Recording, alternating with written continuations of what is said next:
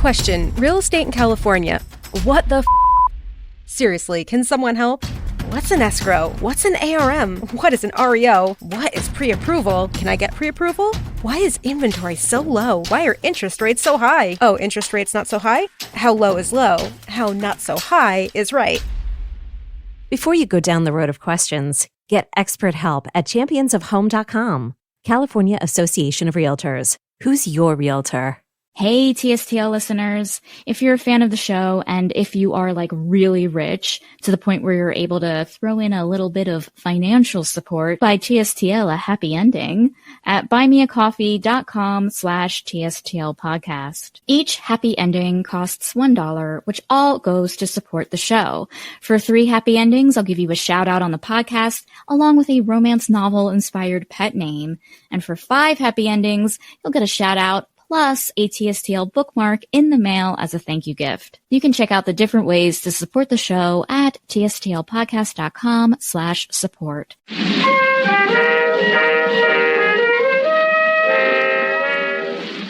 Yeehaw, everyone, and welcome to Too Stupid to Live, a podcast that reviews romance novels $5 and under. I'm your host, Becky Feldman.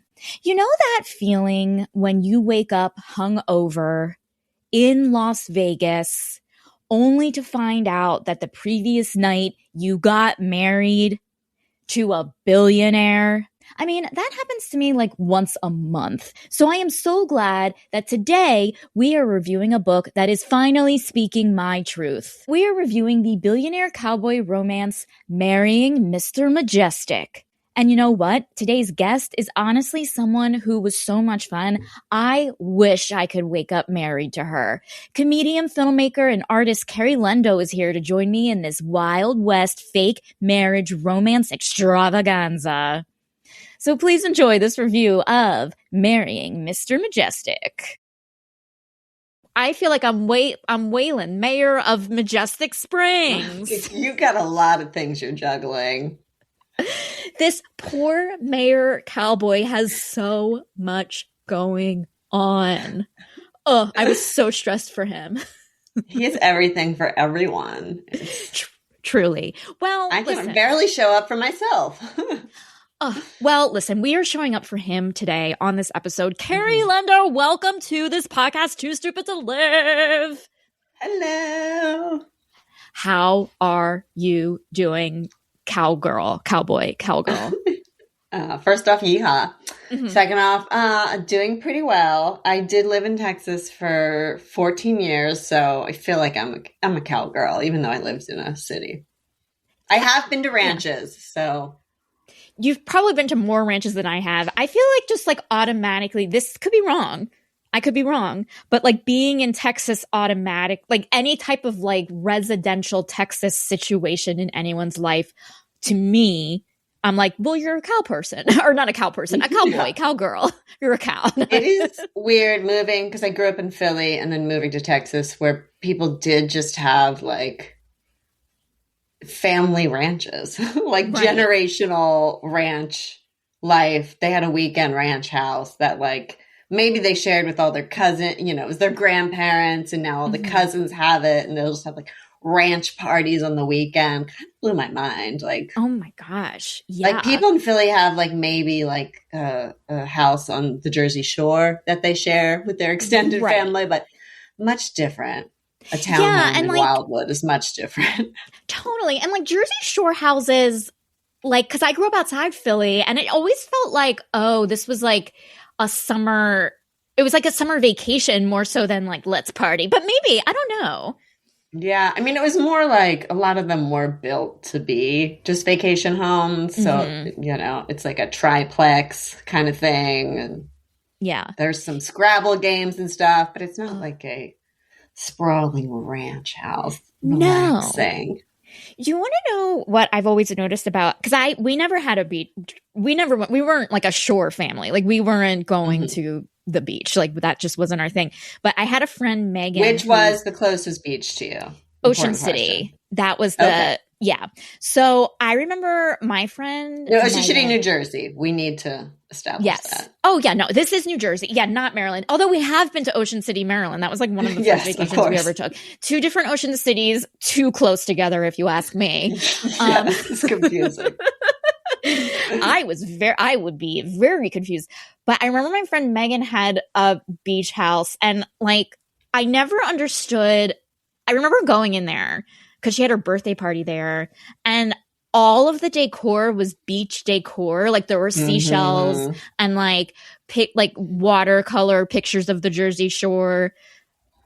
The beach house, like, so it just confused me because I was like, the beach is outside, yet you still decorate your house beach-like. Am I weird?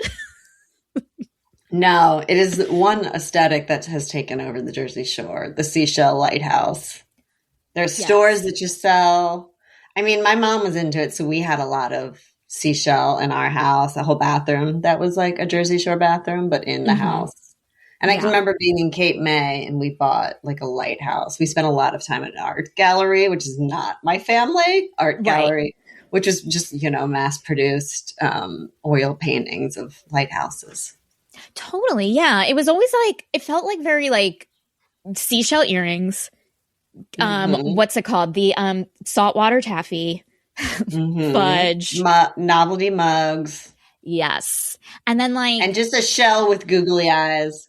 Yes. And then like flip flops and like funny shirts and stuff. I mean, like that's always. I mean, that's anywhere, I guess. Even Majestic, Wyoming.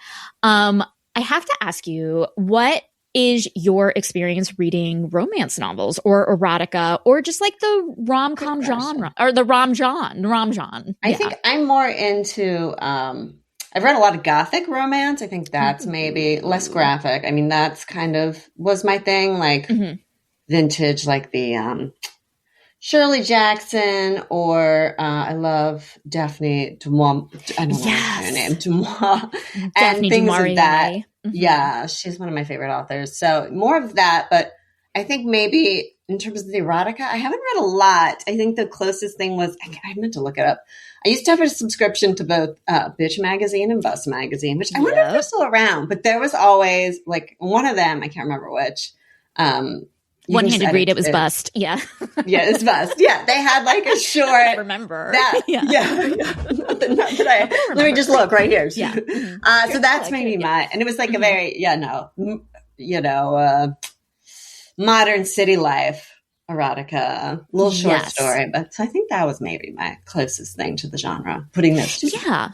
I think that's how I kind of got started in it as well. It was like, oh, I loved Rebecca, and I also loved like Jane Eyre and Wuthering Heights, and like kind of the romances of like just miserable people living in a house. Like I loved those kinds of things.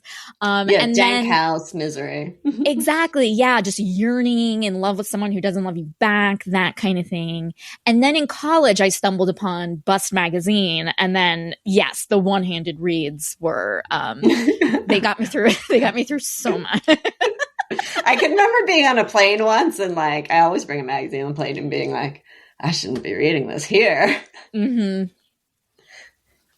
And it was like, I remember like it was a lot of like office space. It was a lot of public, like you're in like a yoga studio or an office. Like it was a gym, a concert, an office. Yeah. Yeah. You were never like in your dorm room or like at home. Yeah. So I asked you, to pick a subgenre or just like kind of like what kind of like qualities of a romance you were interested in. I mean, you said you mentioned that you lived in Texas. You mentioned cowboys, but like, is there something other than like your Texas, your Texan experience that kind of, what is it about cowboys that kind of like draws you? Besides, and you're also wearing a gorgeous cowboy hat, let me say. So, thank you. Yeah, you've risen to the occasion. I think it's maybe just growing up in the city, it was so foreign. So like younger me really fantasized about what is this cowboy life? And I think the solitude, the misunderstood, tighter pants, like that's a hot thing that city guys didn't do. I mean, that changed when skinny jeans came out, but when I was growing up, there wasn't a tight pant on a man. No. And like like a chest hair, some chest, an unbuttoned shirt, sweat.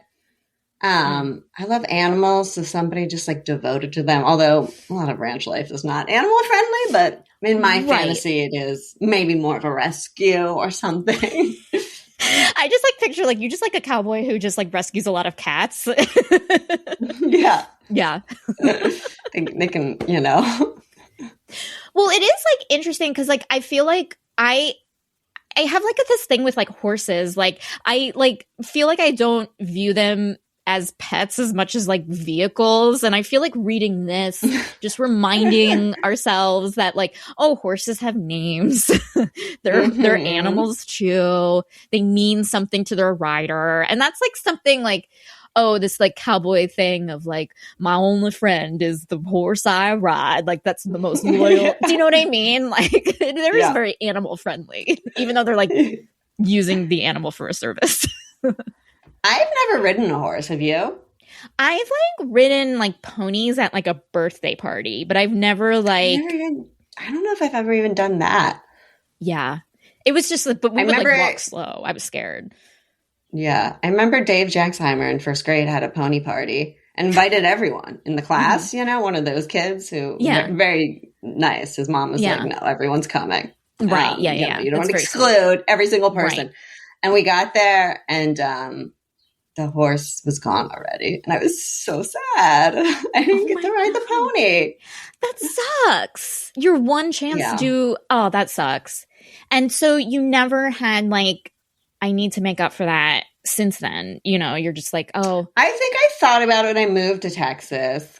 But I think a lot of my friends were over that already who were from Texas. They're like, no, that's something we were forced to do. I dated a guy who had like a bad horse accident. Like they are kind of, and also I think becoming a vegetarian, it's just like a lot of the more affordable horse riding experiences were maybe more questionable. Yes, totally. Yeah. Mm-hmm. The horses didn't look, you know, as beautiful as say a ranch horse, the ones. Right. It wasn't like a Black Beauty kind of like, I totally get that. I petted a lot of horses though, so. Oh, well, that counts. There was one guy in Austin who would ride his horse downtown and tie it up, like to 6th Street to the bars. And it drove me crazy because outside he would like tie it up. And there's just like drunk people and cars. And there's no way the horse liked that. And like drunk people messing with the horse. I think I did call the cops on the horse, on that horse. That the cops rude. For the horse. Yeah. And the lady was definitely like, no, we get a lot. She's like, there's nothing we can do. We've got complaints. And then apparently he got arrested for DUI on the horse. He was riding drunk but he won because the horse wasn't drunk. And the horse, he said like the horse would never like walk into traffic or anything. So. Right. Because it does make you wonder, do you drive a horse? Or because it's driving under intoxication versus riding under intoxication. What's the law here? Like, do you need wheels? Like this kind of stuff fascinates me. I know. I mean, now it's like kind of the beginning of like what can an autonomous car get a DUI? This horse is setting the precedent for it. Exactly. Yeah. And it's like, okay, if you're drunk in a, what's it called? A Wayfair? Not Wayfair. You know what I'm talking about. Wayfair. In a discount mass-produced furniture chain. Yeah. And a Waymo. Waymo. Yeah. And it's like, okay, if you were on top of a Waymo, go like really drunk and just like saying, you know what, Waymo, park here, leave the radio on, have constant beeping. Who gets the DUI? Like, is it, you or sadly, Google? I think you have no control in the Waymo. Right. Yeah. Have you ever been on one or like driven one or not driven one, ridden on one? I want to say I'm not totally against it in terms of technology. I think at least there's some positives for like disabled people and blind people and, drunk driving. But I'm still kind of against it because it does take away jobs. And I do feel like it just makes people rely on cars more. It's almost adding more cars. And I'm like, let's invest in public transit, please. Right. Yeah. But I'm like less judgmental on autonomous cars than I am of like AI and stuff. Totally. Yeah. Cause like, okay. I do have like nightmares of like, oh my God, I'm in the backseat of a car and there's like no driver. And it's like, okay, there's that stress kind of like fear. And then also, but then at the same time, I'm like, sometimes I like watch a Waymo car and I'm like, you're kind of a better driver than me. Like, do you know what I mean? Like you're not in your head. I have nightmares of like running over people. So the Waymo does, like, that's my intrusive thought. The Waymo does appeal to me in that way. But I do feel like, and like, the idea I can just read a book or whatever, but I can do that on the subway already. I just need more subway. Yeah, exactly. Yeah. Oh gosh. I'm assuming you did not read Marrying Mr. Majestic on a subway or a Waymo. I read it on the subway some because there's certain places. I live by a subway. I'm very lucky that I live by a subway stop because some people don't even realize we have a subway. There is a subway and it's pretty good if you're getting somewhere on the subway line. It's inaccessible in many neighborhoods, but I'm in East Hollywood, so it is accessible, but I can only take it certain places. If I need to go downtown or Koreatown, which is nice because it's hard to park. So my doctors are there. So I take it a couple times a week. That's great. That's amazing. So I was on the subway going like this. Like covering the It was funny. I was in physical therapy and I was like, at the end, they like ice for, they like put, it's like my relaxation time. They put like ice on my neck and stuff. I was like reading my book and the physical therapist is like, cause it's for my neck and my chin and stuff. And she's like, no, you got to hold it up. Like, cause I was like reading it like this. She's like, no, that's bad for your neck. I was like, okay. Yeah. And so there it is, everyone. Yeah. Yeah. Which I'm not embarrassed by. It's not embarrassing for those who are just listening. It's just a man in the wilderness. But it's an AI man. He's not sexy. I don't find him sexy. And also, I'm not sure. That's not what I imagined. Definitely not what I imagined. Either one of them. Like, because like. Yes, either one. Because, like, I don't know which guy that is. It's a guy in a very clean... Well, here's the clue. The chemistry tattoos, which is easy to know. I didn't even see. So, okay, wait a minute. I know, but you don't know. I didn't know who it was until, like, halfway through the book, and they revealed he had tattoos. So that's Silas, who he doesn't strike me as a guy who wears... an undershirt. Well, I mean, I'm sure all of his undershirts are clean, but like he is gonna go for a walk wearing just his undershirt when this is the millionaire or the billionaire in the book when he has like I don't know, probably every great pair of there's no scene of him outdoors in this shirt. Do you know what I mean? No. Yeah. I know. It doesn't make any sense. And also it's he looks like a man who is like had a problem with drugs and alcohol and is now clean, and but has anger problems. Like has funneled his sobriety, doesn't know how to deal with his anger. It's just it doesn't make any sense. He's not businessman. Like, he's not cowboy. It's like they put the AI prompt to be both of them together, and it It just work. He looks confused. He looks like confused. Like he looks like he's walking in. Confused. It looks like he's like walking in and it's just like, oh my God, I'm back from, I just like the last time everyone saw me, I was a nightmare. I'm back. What are they going to think? Also, like one eye's bigger than the other. Like, I mean, not that I don't have that, but it's very apparent. Yeah. Yeah, it's not what I want in either of them, in Businessman or in Cowboy. No, of course not. So, okay, like we reviewed Marrying Mr. Majestic by Lucy Lennox. I'll read a quick synopsis. That this is basically like the scenario of this book because it's kind of wild. I felt I loved it. Yeah, that's what won me over because you found very good options, and I was really having a hard time deciding. And so I read through their synopsis and I'm like, this one's crazy. I got to do it. This one's nuts. And honestly, when I read the book, I was like, this is even more nuts than it is than the synopsis or like than the premise of it all. Like, this is a lot. Yes. Okay. So there's nothing like a Vegas hangover. And by Vegas hangover, I mean waking up the next morning married to a cowboy. But what's tough for Silas is that his cowboy, Waylon, kind of giddy-upped out of there. But for good reason, Waylon has a town to mayor. But when Silas heads to the small town of Majestic, Wyoming to dissolve this marriage, he realizes that maybe what Waylon needs is a husband. And maybe what Majestic, Wyoming needs is a secret fairy godmother billionaire, a secret fairy billionaire. Good thing he's ready to take on both roles. Oh my goodness. Okay. So we had our like first impressions of this book, and like the I have to say, like, the book starts off and there is just so much story. Do you know what I mean? Yeah.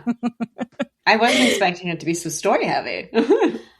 No, we meet Waylon is like, he's this cowboy guy. He's sitting in a bar in Vegas. He went to Vegas because like both of them are there because of like marriage, like wedding, like high stakes wedding, like scenarios. Waylon is there to marry his childhood friend, sometimes like fuck buddy, because she thought he was pregnant and he wants to do the right thing and, you know, be the husband, and she turns him down. And meanwhile, he's in a bar and he meets Silas, who's there to stop a wedding of a friend to his crazy evil ex, and they both failed at what they do. So they're both like kind of like drinking their issues away. One wedding didn't happen, one wedding did happen. And I'm just like, this is a lot. It's a lot. And I like the beginning. I understand why they kind of, you know, they meet in the bar, they have some drinks, they drunkenly dance. And then it's like a flash forward where we don't know exactly what happened. There's a marriage certificate, but I do feel like, and I understand you don't want them getting hot and heavy and naked right away. Right? And it is a supplemental thing you can read online. But I do feel like that was like a hot scenario. Like just like the drunk, nothing to lose. Hey, we're both going back to different cities tomorrow. And like, I really kind of like, even though they were both there in the bar, like I really believed in their chemistry. Like I thought that like it did make sense. It did make sense. I was like kind of like, what I liked about this was that also Waylon up until that point thought he was straight, or maybe he didn't acknowledge that he was bisexual. And he just like kind of has this night with Silas that I was just like so happy for him. Like I'm reading it, I'm like, I'm just so happy for you. You met this hot guy and you want to explore it? Like, this is great. And it starts out kind of a joke. It makes sense. Like women are buying him drinks and he doesn't want them. So Silas pretends to be Waylon's man. So it's like, oh yeah, I could see it like being a jokey thing and then getting more drunk and the joke going. Too far. Yeah. And it was hot. It was hot. Question: real estate in California. What the Seriously, can someone help? What's an escrow? What's an ARM? What is an REO? What is pre-approval? Can I get pre-approval? Why is inventory so low? Why are interest rates so high? Oh, interest rates not so high? How low is low? How not so high is right. Before you go down the road of questions, get expert help at championsofhome.com. California Association of Realtors. Who's your realtor? Okay. Like, I'm still like so like caught up on like the fact that they both had high stakes like marriage situations. That's the reason. Like, that's like, would you, what was the closest you've ever gotten to like, I mean, like one time, like my friends and I were like like my sketch team and I were like, oh, what if you guys got married, went to Vegas right now and got married? And we're like, ha ha ha, should we do it? And that was, then the conversation ended. Like, have you ever gotten close to like just going to Vegas? No, I think because I didn't move to LA till I was older, where people stopped going to Vegas.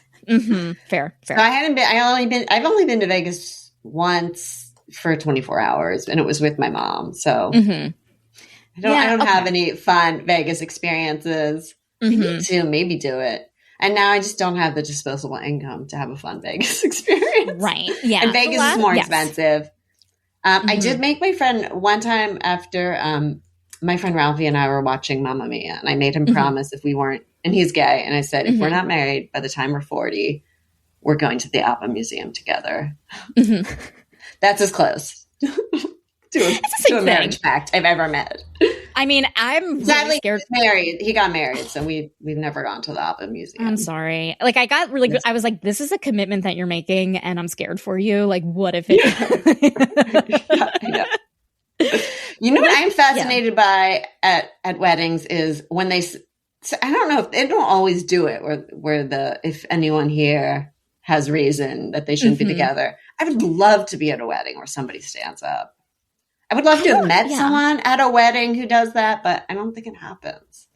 I would have loved. I don't even know anyone who's ever canceled their wedding. You know what I mean? Like they do. Like it'll still like happen, but it's just like, okay, 2 months later, it's like, hey, it didn't work out. You know, like nothing. Like the plan still go. Like the event still goes as follows. Like there's nothing like. I always wanted to go to a wedding where like the wedding's not happening and they're like, everyone go home. Like that is insane. That's like an insane thing. But you can take a doggy bag.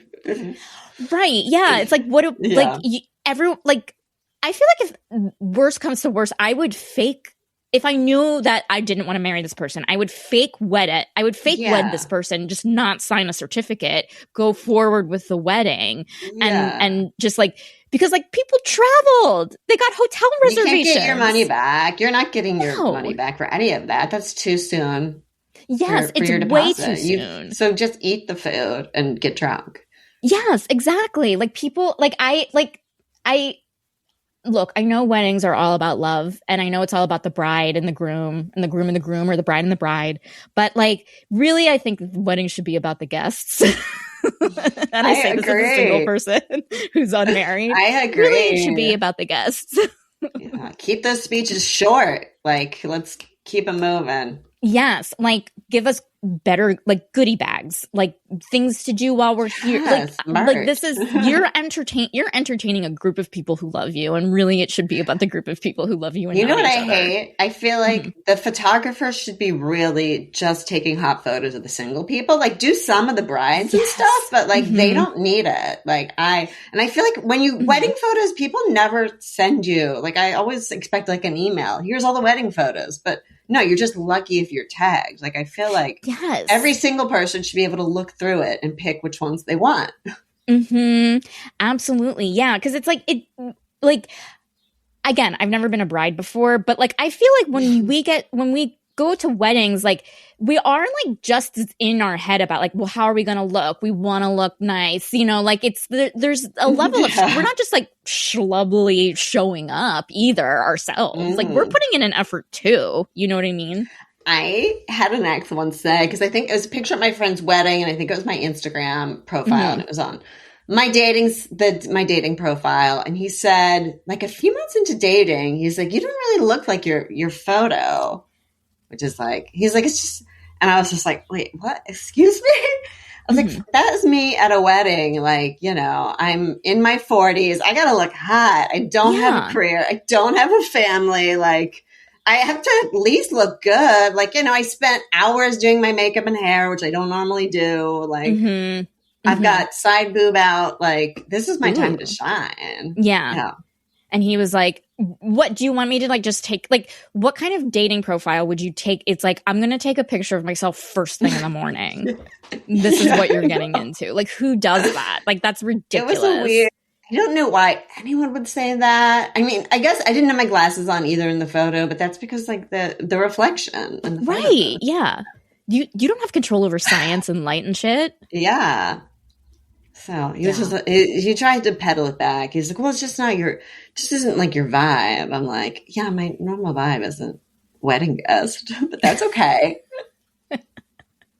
I think there must have been some insecurity there or something. I don't know why anyone would say you don't look like your photo. Yeah. Your dating profile. It's so cliche. I just remember, I can't believe like do you remember on like OkCupid when it's like you could pick your body type and like Oh, I forgot about that. I remember I was on a date with someone and he was like, you picked the wrong body type. Like you should have said you were this. And I was like, oh God, this is weird. Like it was like such a weird conversation because it's like I basically have no idea how, like I'm so self-conscious with how I like come across the people, and it's like I picked the wrong body. Like I remember my friend, when you did it, my friend was telling me there was something where you could load all your photos and have random people. They weren't people who wanted to date you. They were just like people who logged on and were shown photos, and they had to rate like what was your best photo, so you would know what to put first. And he wanted to pick a headshot photo, so he put all his headshots in. But I was like, oh, I would kind of love doing that. Just like a no stakes. I'm rating people. I'm not saying like they're ugly or hot. I'm just saying this is the hottest one of them. Yeah, it's like this is the picture, like because you know how it's like, okay, this is the shot. You get the moment where they're most like where someone's like, it's like a filming in a way of like, okay, this is the moment where you look most comfortable, or like I don't know, like this is where you're being you, and it's not even about like. I mean, it is about hotness, but it's also about like authenticity, you know? Yeah, exactly. Yeah. I think now there's a thing on real quick on Hinge where they do, you can say, put my most popular photo. And I wonder if there is, so it's like what the algorithm, what people are liking, but I wonder, I have no idea if the algorithm is smart enough to like find the type of person and put what they would like. I don't know. But this is what scares me about that. And this is what scares me about AI and also just everything. Yeah. Is like there is a pre-programmed kind of rubric that some rando or group of rando people have programmed into the algorithm or into the AI that says this is what beauty is. And that to me is like so scary. It is.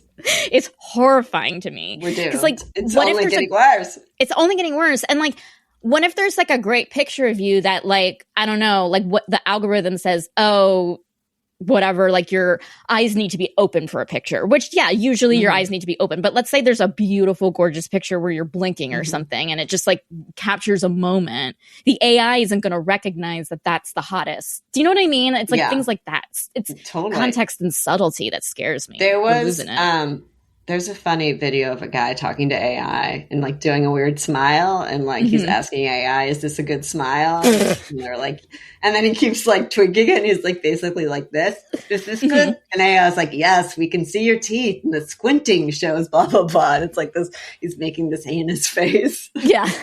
And it's just like, the nuance, they can't, and subtleties, they can't. They can't pick up. And if they start to, that's scary too. Yeah. And then I'm just like, well, what's the point of any of this anymore? Like if if you're creative and you have like a mind and you think like a human, like what are we doing then? I'm just going to go home. Read Mr. Majestic. Yeah, I got books to read.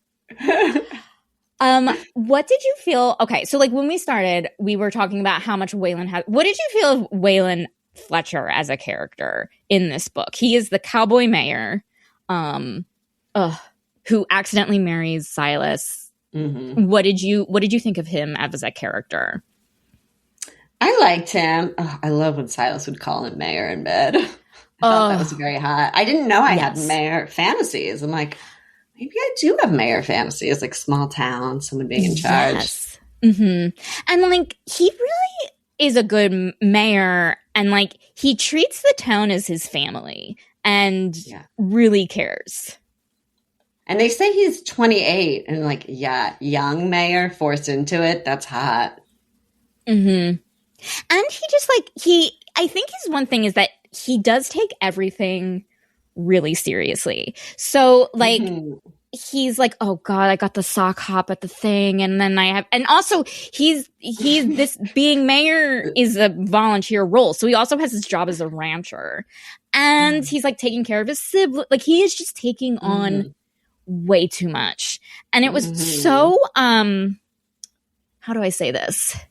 Female coded? but I liked it. Yeah. The only thing I didn't like is I wish they didn't really address if he was really bi or not. Like, that was just something that came up, but sometimes it felt like, oh, maybe he was pretending to be bi or pretending to be with Eden because that's what the town wanted. But I didn't get a real sense whether he was bi. I wish they took a stance one way or the other. Oh, interesting. Because, like, I feel like I got that he was, you know, like his kind of internal journey into discovering that he was bi was very easy and not realistic at all, I'm assuming. Yes. Because it was just like one night with this sexy guy, I'm bisexual, I'm okay with it. Like, it was like just regardless of like the sexuality of it all, it was just adopting a new identity within 48 hours and then being like kind of owning it. Like he has like, I guess maybe I'm just like, this guy's too mentally healthy. I know. And that the town too, it did not make sense. It's a small town in Wyoming. Everyone is very supportive of the gay couple. The new shocked gay mayor, everyone, it was like never a problem. Even when Silas would allude to like, oh, it's because we're gay. He's like, no, that's not our town. And you're like, yeah, there's got to be somebody in town who's homophobic. Come on. Sure. Yeah. And I get that, like, this isn't that type of book. We don't want that in here. Yeah. But what was shocking was that Wayland is like, oh my God, I got drunk married to this guy. What will the town think of me? Not for being gay, but for getting married getting drunk married. And so basically this premise becomes Silas comes to Majestic to kind of dissolve the marriage. And Silas has his own issues going on, which we'll get to.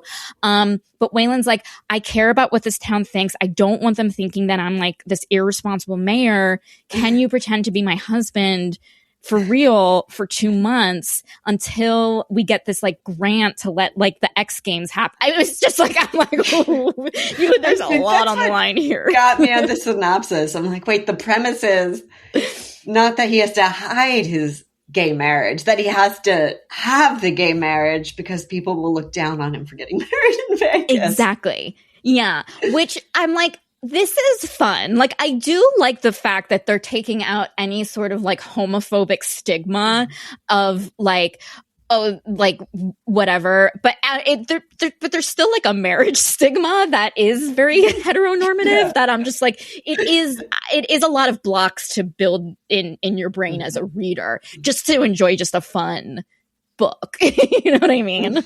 Yeah.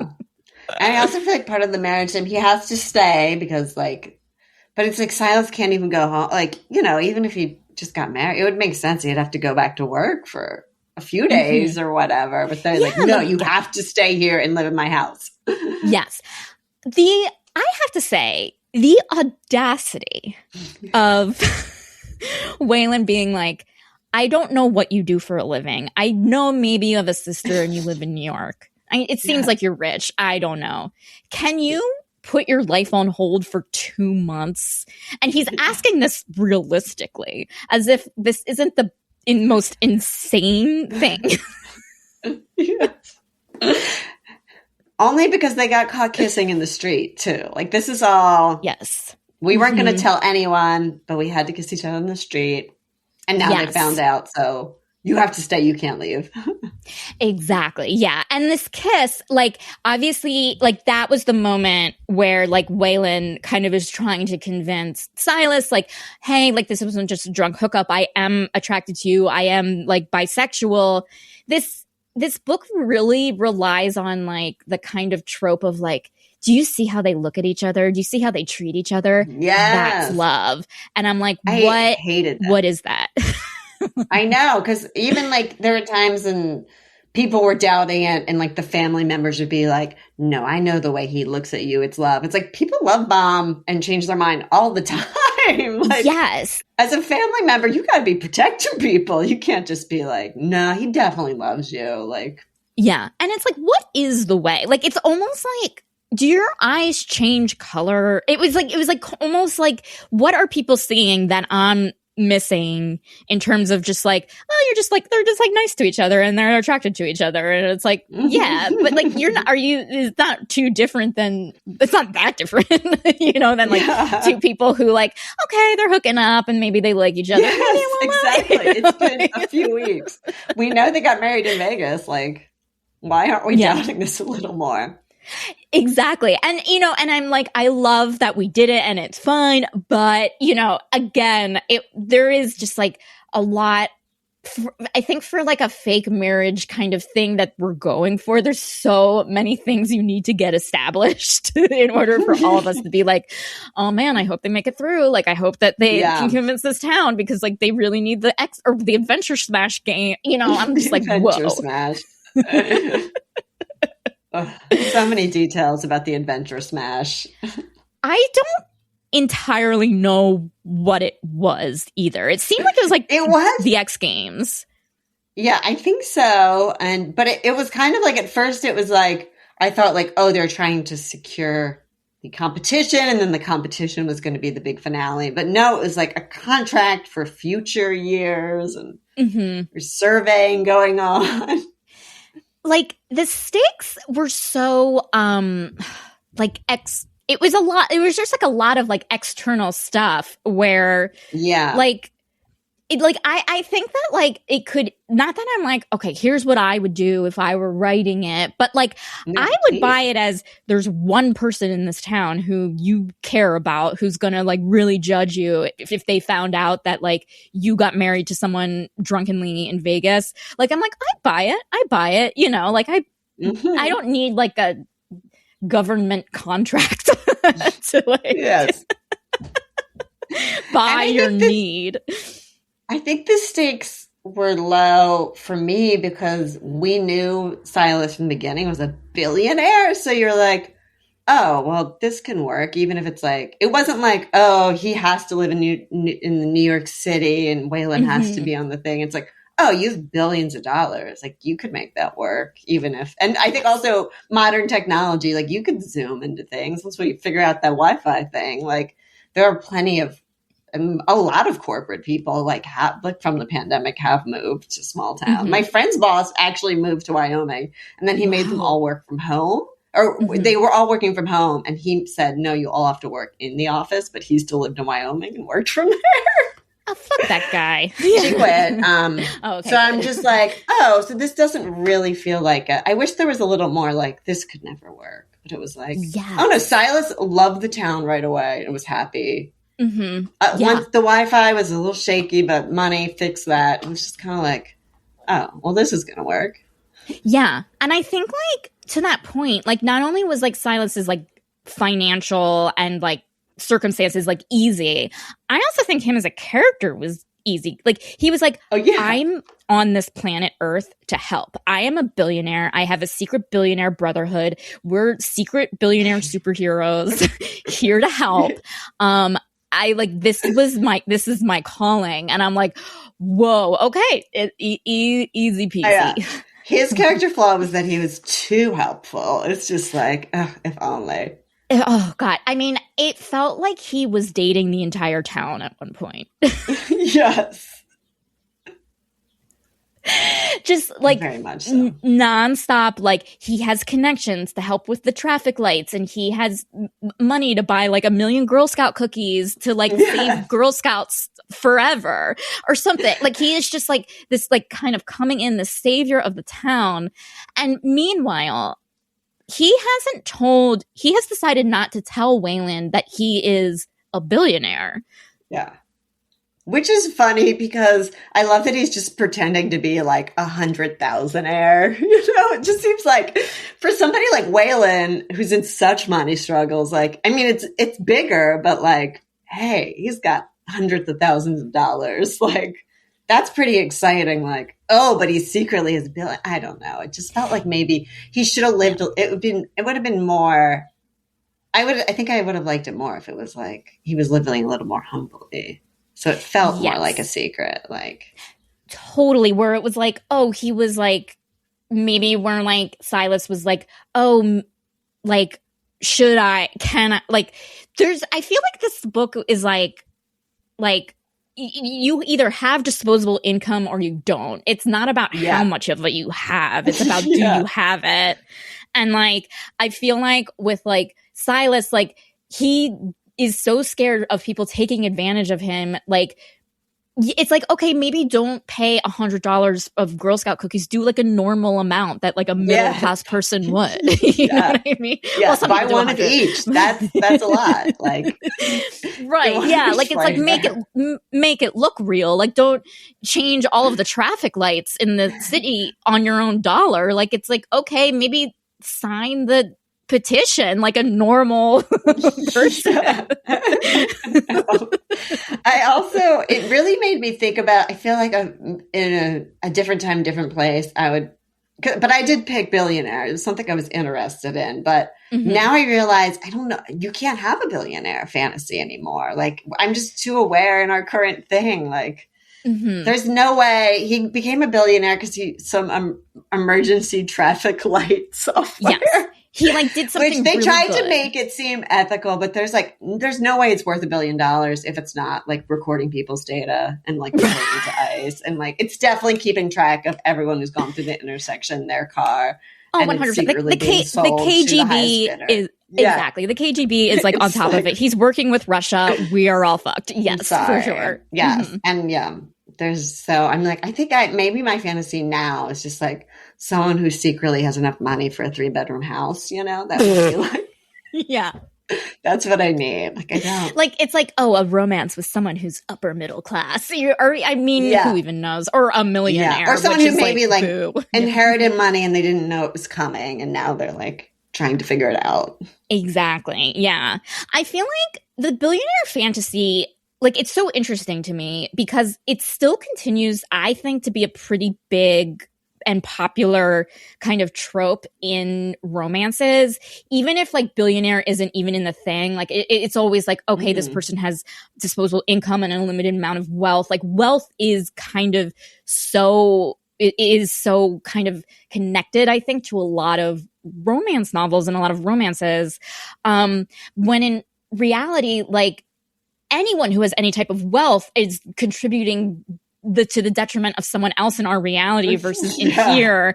Like, it's not. And I'm just like, I think like just the billionaires in romance novels are just their own kind of monster that doesn't exist in the real world.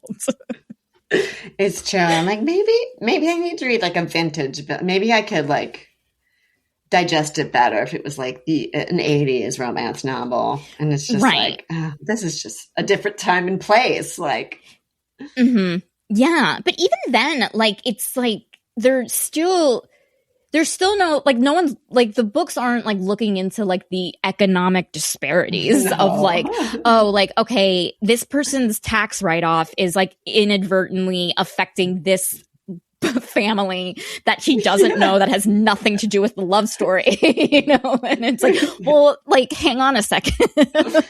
Yeah. I don't know if there's a way to do it.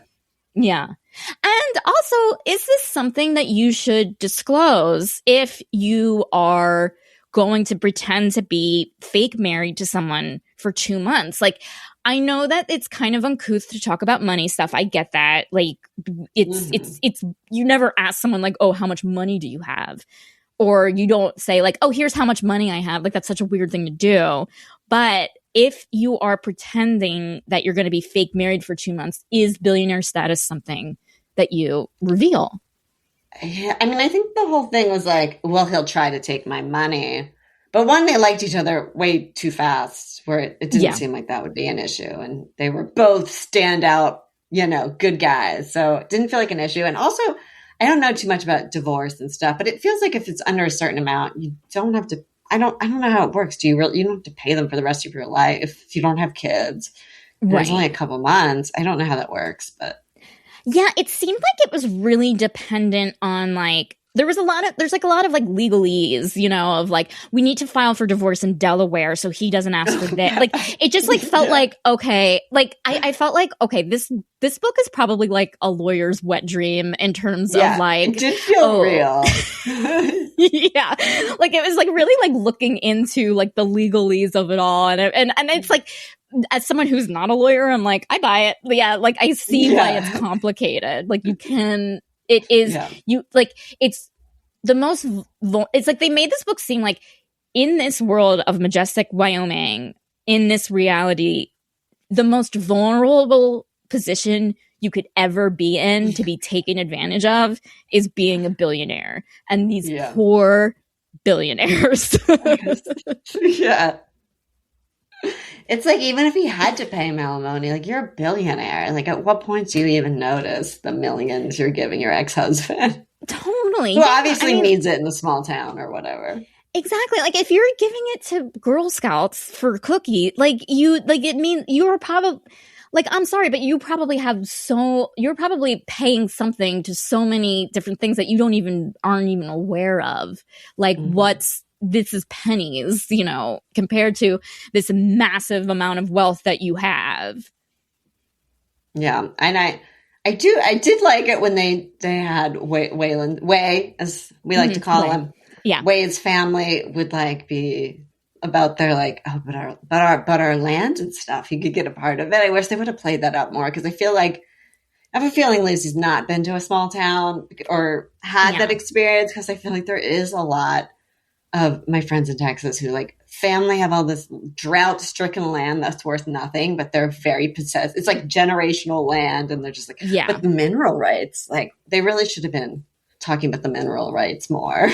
I would love to know about that, because like that's what's so interesting is like, okay, there's so many things at stake for Waylon and his family that are so important to him that seems so minuscule compared to what Silas is like, what he worries about, and like what he's like, given that we give power to billionaires in our world. And like, let's say that you like accidentally married a billionaire, you don't know that they're a billionaire, and you're complaining about not complaining, but like you're talking to them about like the stresses of your everyday life that's really important to you, of just like, oh my God, I have to write like 10 joke pitches by Friday or something, or it's like, oh, I hate living in LA, blah, blah, blah. Not knowing that this person is a billionaire. And like, if you found out that like that once that person was a billionaire after you like, told them about your stresses, would you be embarrassed? Yes, definitely. Because like, I almost felt a little embarrassed for Waylon when he was like, oh God, I have to take 2 horses out to the to the stables today. And then there's going to be like this clam bake, and then this and that. And this whole time I'm like, I got to fix this fence. Somebody's complaining about a fence. I got to help them fix that. Like, yeah. And he's like, do you know how hard my life is? And here's Silas being like, oh my God, like Silas isn't being like, oh my God, I'm destroying a country. I'm destroying the world. Yeah, I have like probably thousands of employees that need answers that I'm not getting to. Yeah, it's like I probably, there are people who are like planning my assassination right now. You know what I mean? You are stressed.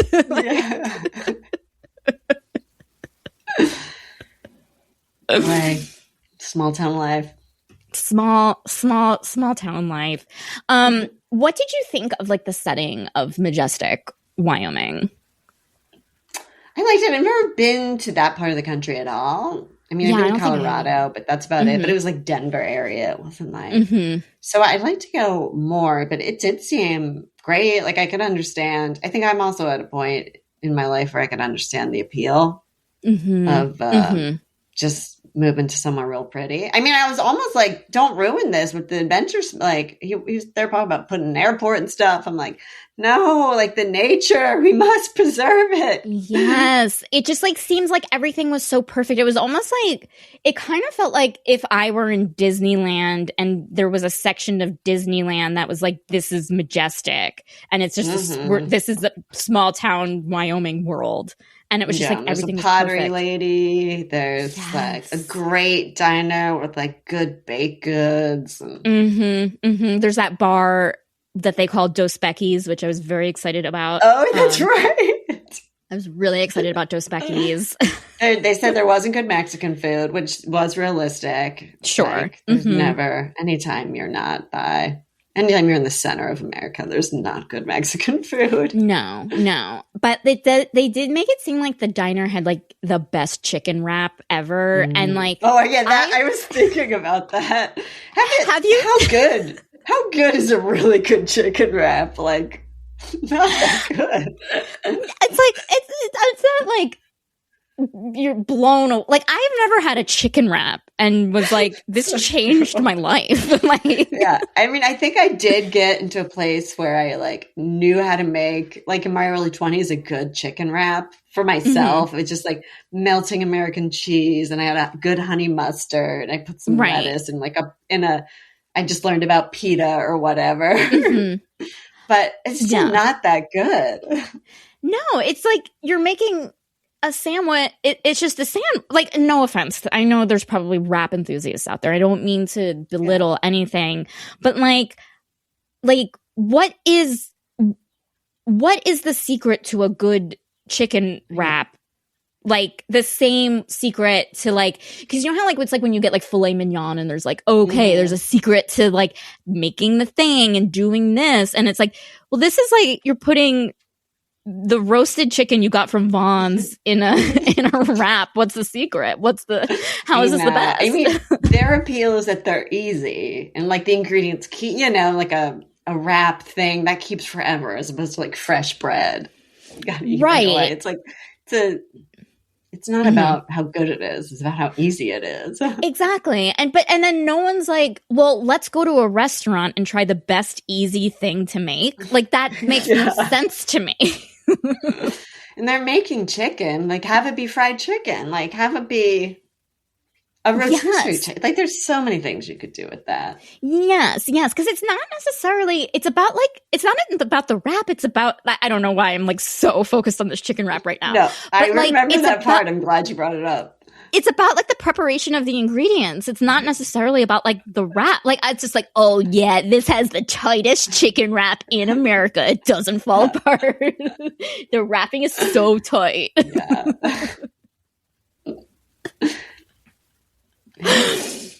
Okay. So, I also do want to talk about the number of showering scenes. What did you think of the amount of showering scenes? The thing was, it's a tiny house. It's a tiny shower, and they're big men. That's now I think big men in a small shower is hot, but it's just not feasible.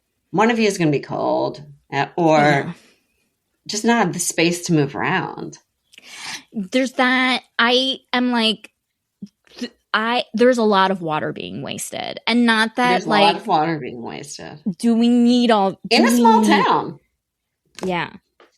Where's this water coming from? Where's this water coming from? The Colorado is in danger right now. Which probably doesn't run through Wyoming, but I'm sure whatever river it is.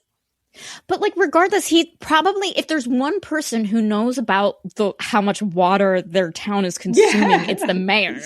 He's consuming the most water. I know. That's going to be, they do that on the papers. Like Al Gore got called out for using a lot of water. Totally. Yeah. And it's like, if there's one thing that the town should be mad about, it's not of like recreational water you're using. I know. Like you've been to the river. Like go have river sex. Yes. Shower. Yes. Thank you. Even yes. But yeah, they didn't do a lot of. They could have had more outdoor sex. They could have had. Yes, I agree. They could have just had more sex, and I understand that. Like it was shower. It was shower or bed. Yeah, and I understand like they want to take it slow. Like literally, Waylon just discovered he's bisexual. This is his first time and only time with a guy. Like it's a lot. I get it. I wished it wasn't like it was sweet. Do you know what I mean? Like in terms of like the sweet to horny ratio.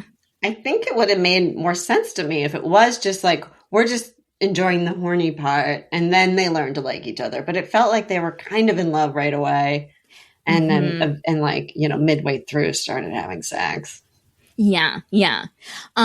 There were like times like it felt like very early on when like they would have the joke of like, oh, you're my husband, or like they hear someone like walking by being like, there's your husband or whatever, and then really early on being like, husband, I like the sound of that. Like, do you know what I mean? Like when someone I hear the sound of it and I don't feel like I've made a mistake, and it's like, wow, okay, you guys are fine. Everything's like you're right happily away. ever after.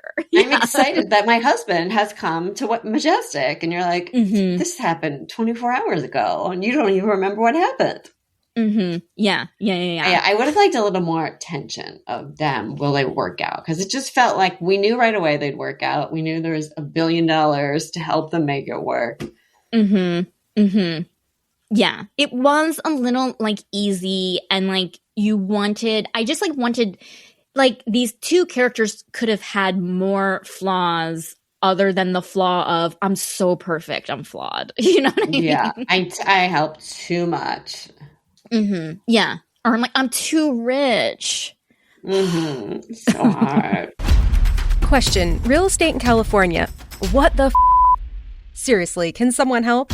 What's an escrow? What's an ARM? What is an REO? What is pre-approval? Can I get pre-approval? Why is inventory so low? Why are interest rates so high? Oh, interest rates not so high? How low is low? How not so high is right? Before you go down the road of questions, get expert help at championsofhome.com. California Association of Realtors. Who's your realtor?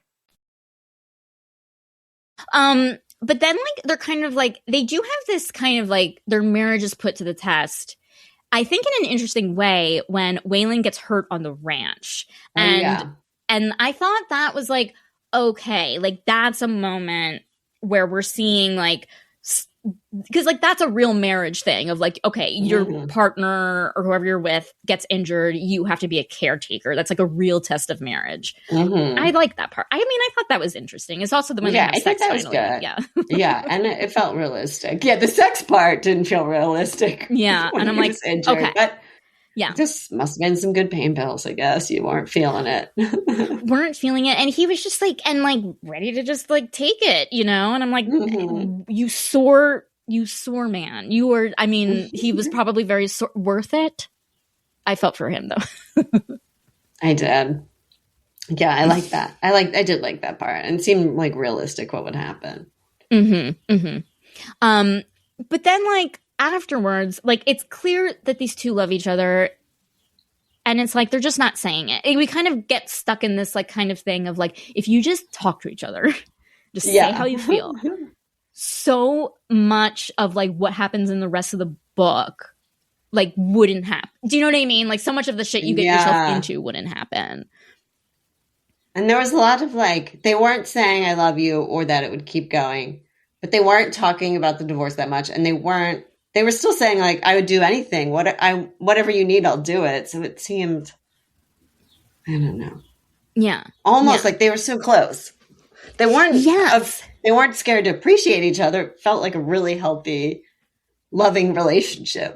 Yeah. Better than any other marriage ever. Like they're like kind of nailing right away. For being fake dating. Yeah. No. There was no, we're living in the tiniest house and we don't have any problems. Like, yeah. And it's like, I can't even live in a tiny house by myself without getting into arguments. I know. It's true. So then kind of like, there was this like kind of, again, like curveball moment I have to mention plot-wise, where all of a sudden Silas gets alert that there's an active shooter where his sister works. And I was just like, felt like I was like pushed off a bridge. I was already kind of mad because I felt like there's a lot of manipulative, emotional stuff, and since I don't read a lot of romance novels, I wasn't sure if this was like usual. Like they like went into detail about his dad dying, like freezing to death. And I'm like, I am not turned on by this. And it's making me sad. Like I've lost a parent. I don't want to be reading this. Yes. And then I think they do have sex right after that too. And then also there was Dev came, and then like pretty soon after Dev comes, his brother's dead. It was just like, oh, this is not, I want to escape. I don't want dead family members. And then the active shooter comes, and I'm like, oh, come on. Yeah, it was a lot of like trauma-based plot points where, and also, I mean, I don't even know if there was like a trigger warning in the beginning. It doesn't even matter, but it just like felt like, oh, all of these things were you could have him, like, we just like got through him hurting his hip, and it was like a really poignant moment of like these two people learning to come together. We don't need like all of, like, I understand characters need a backstory. It makes them who they are, but just like to the extent of how they like dug in, and like then to top it all off with the active shooter thing, which is a, you know, very tragic reality in our world. And it's again kind of like, oh, we just needed that as a plot point. Like, I don't know. I was just like, whoa. Like his dad could still be dead, and he could have died young. It could have been effective, but we didn't need to know like Waylon was supposed to go hunting with him and didn't, and his dad was drunk and froze to death. It was too much. It was way too much. And it's not like those things like couldn't have happened to Waylon. Like, there's, I mean, the nicest people have shitty things happen to them all the time. But like, the way it was brought up felt so awkward, you know, and not unneeded. Like, if you're just like, if I see a guy who is like kind of, you know, taking care of his family, like doesn't, you know, says something along the lines of like, okay, I don't want to drink because of my dad. Like, we can put together the story. You know what I mean? Like, we don't need to relive the story. We don't need a flashback animated to us. Yeah. And the active shooter thing was just, it seemed almost inappropriate to use it as a plot point. I felt the same way. I watched, did you ever watch the show The OA? No. People love it, hate it. I do know that scene though, that because it pops up on my algorithm of like, this is a weird moment. Yeah. Yeah. And then it's like, you watch this whole season, and the like finale, there's like a school shooting, and then it's real silly too. And it's just like, this doesn't seem right to use this as a plot point. It really doesn't. The amount of people affected by these are increasing every year. Totally. And I was just like, as I was reading it, I kind of like got caught in my head of like, how am I supposed to feel about this? Because like, you know, like this is a tragic thing that happens, and it's really serious, and like, but now it's kind of being used as like, I don't want to say frivolous plot point, because, you know, you do need stakes in a story. You do need something to test these characters. But it just felt like it was like, it felt like Waylon breaking his hip was more important than like this kind of like, oh, there's a shooter by. You know what I mean? Yeah. And it was even like the whole shooting thing. It was like, he wants you to stay and do the race. Like, he was really thinking about, I can't leave. I mean, at one point I was like, but I can't leave because of the race. And then it was like, oh, my friends are here. They can help. It's just like, no one's questioning. Just go. Yeah. Like Waylon, like, or Silas could have left for any other reason that wasn't kind of this, how do I say it? Like not zeitgeisty, but like, do you know what I mean? Like, not kind. Yeah. She could have been mugged or something, or that would have even seemed less extreme than like, there's an active shooter. We don't know if she's okay. She's one of the hostages. Yeah. And it's like, Jesus Christ. Because like, basically it's kind of getting to the point, because like, this is all happening during the Adventure Smash weekend, where like, this is the one thing that Waylon has been working towards. Like, it has to go perfectly, blah, blah, blah, blah. And it kind of leads to the plot twist where Waylon realizes like his husband is the most important thing. And so he goes to New York during Adventure Smash weekend. It's a really romantic thing. And I actually really liked the fact that he did that. I just like don't think we needed kind of like this blah thing, you know, to get us there. I would have believed it even if he was just like, my apartment flooded, because you know what? That sucks too. Like, yeah. No. They also like, he gets there to New York City and they talk about Camille being in the hospital and stuff. And then they have sex and it's just like, I can't. You Your saw, sister. I just like, that's not what that's not what I want in a tragic situation. Like, I just want someone to hold, I want someone to hold me, but like, it's like, yes, no, it gets like, that was another thing that like, okay, like he thought he lost his sister 2 hours ago, and now they're like, and she making still hasn't dirty woken jokes. up. She hasn't she has not been conscious yet. She's going to be okay theoretically, but. And like, did they find the shooter? Is anyone else hurt? Like, there's like all these things. Like, New York is in a panic, and they're just like, who wants to get naughty? And I'm like, then we are. What is our priority? New shower sex. More showers, and in New York. Mm-hmm. Yeah. And there was also a thing where Waylon like saw his penthouse. It was like the big reveal, but to me, it was just like, well, Waylon is from he's never left this small town. Would he know the difference between $100,000 apartment somebody who makes six figures as a business consultant had?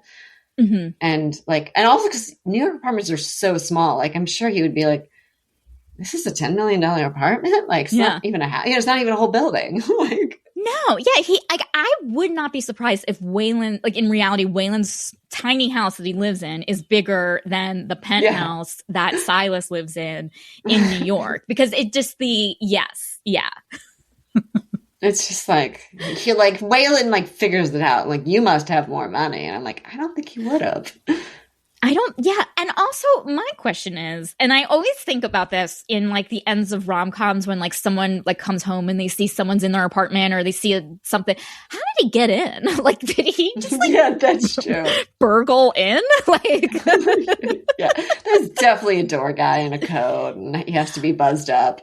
Totally. But like, and also in New York, where everyone again is up in arms because a stranger broke into a hospital, like this isn't the time to not have people sign in.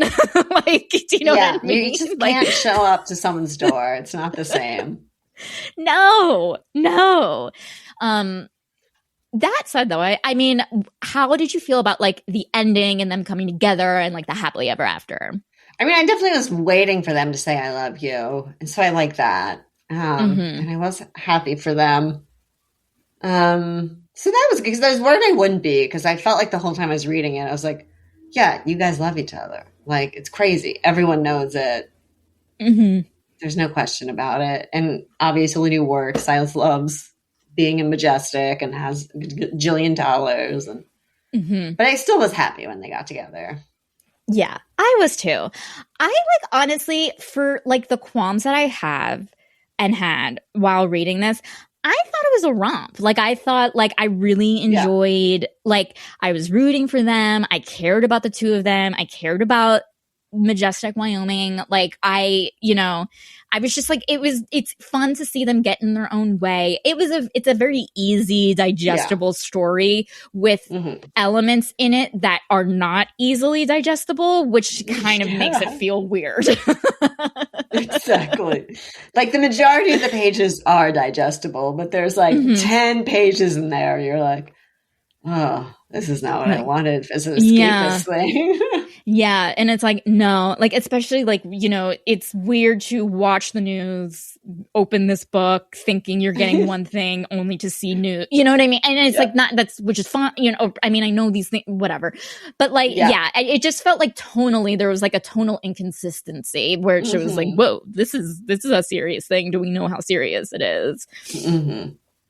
I also love that, like, everyone's gay in the town. Oh, like, I love it. They allude to the sister being a lesbian. The sheriff is gay. The ranch hand is gay. Like, everyone is just gay. Everyone's gay. Dev's gay. And there's also the gay, all the billionaires are gay too. Yeah. And I'm just like, this is how life should be. And like, we should read this book and use this as our Bible and not like the Bible. Agreed. Yeah. Okay. Do you have any final thoughts, things you need to get off of your chest about this book, and like a rating for this book? Okay. I'm thinking for the rating, as you think. I was thinking, okay, so this in this Majestic, Wyoming, there's the Mr. Majestic pageant that like Wayland has won every year, hence why it's called Marrying Mr. Majestic. I was thinking we could rate it based on how many contestants in the Mr. Majestic pageant. 1 out of 5 contestants means you didn't like it. 5 out of 5 contestants in the Mr. Majestic pageant means you loved it. What is the rate? Like, you know, just so yeah, give me your final thoughts. I think one thing I forgot to bring up is it really bothered me in the beginning when they met in Vegas that he put his cowboy hat in his pocket because cowboy hats do not fit in pockets. I don't care how big your ass is. But other than that, I think that was my only lingering thought. I think in terms of rating, first off, I would love to see the other Mr. Majestic contestants. I'm sure I would love them. Fair. Yeah. I think I'm hovering between a 2.5 and a 3. That's partially because I haven't read a lot of romance novels to compare it to. So I want to leave some room. Yeah. And there wasn't a lot of the steaminess was stuff that wasn't written, I feel like, which is maybe okay, but yeah, I felt like the sex seemed redundant. Yes, I agree. Yeah, it definitely seemed like it just like with heat after like heated rivalry and seeing how like immersed we were in the sex scenes and how like much the characters are evolving in the sex scenes where it was like, oh, their sex scenes were kind of like, which I guess maybe too realistic, or just like, okay, our day's done, let's have sex and then go to bed. Time you know for a shower. Like, is it shower time now? Yeah, shower time exactly. Now. Yeah. It wasn't like, oh my God, like I'm going to die if I don't have you right now. It's like, okay, we had a really lovely day playing fake husbands together. Let's get washed and then have sex and then go to bed. At one point they're like, I'm wondering if he's going to be too tired to have sex before bed. It's like, oh, this is just customary. Yeah. And I'm just like, what kind of marriage is this? Oh my God, they already reached that point. He wasn't too tired. Spoiler alert. No, listen, if there's one thing that these 2 men do well is their rebound period, or not rebound, you know, recalibrating period between sexes is the sexy times is pretty. They're a horse. They're both horses in that way, and I give them painkillers don't stop them. No, and like I honestly really thought that like Wayland had like the way they described his injury, and I was like, he's gonna need a hip replacement. No, I know. I was just like, if you get kicked by a horse, you're going to the it's crazy that he's not in the hospital. He could have a concussion. Yes, and the way that like he's like, and the way it's written, which I really actually did like the way it was written when it first happens, because he has this thought of, oh my God, I'm injured. Like that initial moment of like, I am injured. I am so helpless. His first thought is, I want my husband. Great moment. But to that extent, it was like this, with that mind frame, like this is like, I thought this was going to be like a really serious, like he needs a metal hip and he's. No, they were ready. They were ready to go that night. Literally that night. Yeah. Not even like, it was like, they were like, come on. Like the moment was like, hey, like you just hurt your hip. And he's like, it's been 6 hours. That's how long it takes for the pills to wear off. I'm fine. It was cray. Yeah. But I honestly did love it. I feel like I would give it. And maybe, maybe gay men, some of them are. I mean, you never know, like when you're like, maybe because it is. Yeah, like they are newlyweds, so there is that honeymoon phase of like, I don't care if all my limbs are hanging on by a thread of skin. We are fucking right now. I know. That did seem realistic, and then when you've been dating someone for a while and you look back and you're like, I can't believe that's how I was. Yeah, it's like so we should have taken now. we should have taken you to the hospital, but instead we were having sex. Yeah. And now you have a limp for the rest of your life, and you like can't sit right now, like because of that. We should have taken you to the hospital right away. We were just so horny. Oh, don't you hate it when that happens?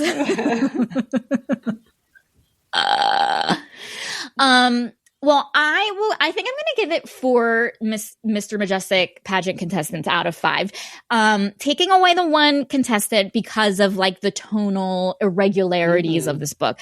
I thought it was fun and I love the 2 of them so much. I'm so glad. I'm glad it worked out. Even though like I know it was going to work out, I am glad that it worked out. Yeah. It was satisfying. Oh yeah. Yeehaw. Yeah. Giddy up. It was satisfying. Yeehaw, Mr. Mayor. Yes. That is what the book should have been called. Yeehaw, Mr. Mayor. Yeah, Mr. Mayor.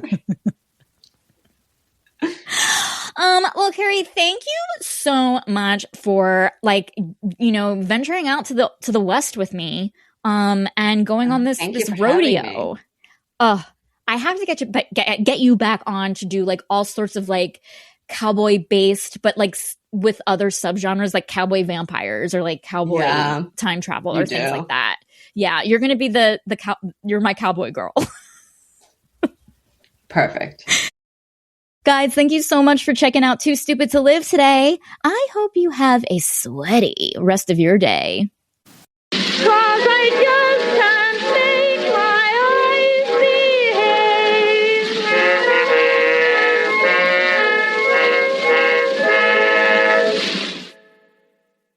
For links to the book that we reviewed today, be sure to check out the show notes or visit the episode page at tstlpodcast.com. Too Stupid to Live participates in affiliate marketing programs, including Amazon Associates. The podcast may collect a small commission if consumers purchase items by clicking on certain links shared on the show notes, episode page, and other social networking platforms. This is at no cost to the consumer, and all commissions go to supporting TSTL. Question: real estate in California. What the Seriously, can someone help? What's an escrow? What's an ARM? What is an REO? What is pre-approval? Can I get pre-approval? Why is inventory so low? Why are interest rates so high? Oh, interest rates not so high? How low is low? How not so high is right. Before you go down the road of questions, get expert help at championsofhome.com. California Association of Realtors. Who's your realtor?